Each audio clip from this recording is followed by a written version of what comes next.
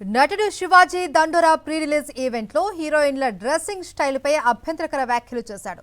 మరీ ముఖ్యంగా రెండు బూతు పదాలని స్టేజీపై బహిరంగంగా అనడంపై తీవ్ర విమర్శలు వెల్లువెత్తుతున్నాయి.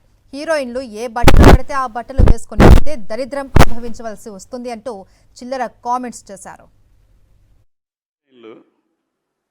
ఏ బట్టలు పెడితే వేసుకొని పోతే మనమే దరిద్రం అనుభవించాల్సి వస్తమ్మా. ఏమనుకోవద్దు, హీరోయిన్లు అందరూ మీరు అనుకున్నా నాకు పోయేది లేదు, లాగి పీకుతాం మనం, అది వేరే విషయం. కానీ మీ అందం చీరలోనో మీ అందం నిండుగా కప్పుకునే బట్టల్లోనే ఉంటుంది తప్పితే సామాను కనపడే దాంట్లో ఏముండదమ్మా. అవి వేసుకున్నంత మాత్రాన చాలామంది చూసినప్పుడు నవ్వుతూ అంటారు, కానీ ఎలాంటి బట్టలు ఎందుకు వేసుకుని కాస్త మంచి వేసుకోవచ్చుగా, బాగుంటావు కదా అనాలనిపిస్తుంది. లోపల అనలేము. అంటే మళ్ళీ స్త్రీ స్వాతంత్రం లేదా స్వేచ్ఛ లేదు. స్త్రీ అంటే ప్రకృతి, ఎంత అందంగా ఉంటే అంత గౌరవం పెరిగిద్ది.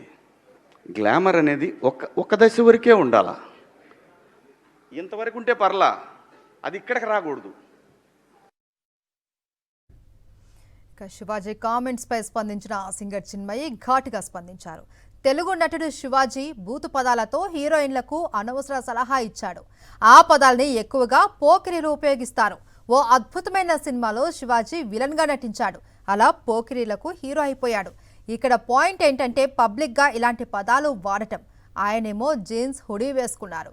మరి ఆయన చెప్పిన దాన్ని బట్టి చూస్తే ధోతి కట్టుకొని భారతీయ సంప్రదాయాన్ని అనుసరించాలిగా.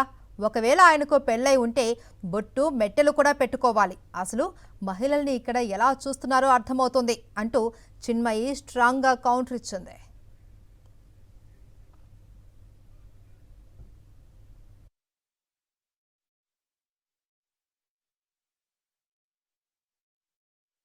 ఇక ఇదే విషయంపై స్పందించిన యాంకర్ అనసూయ నా శరీరం నీది కాదు అంటూ శివాజీ కామెంట్స్ కు కౌంటర్ గా పోస్ట్ పెట్టింది.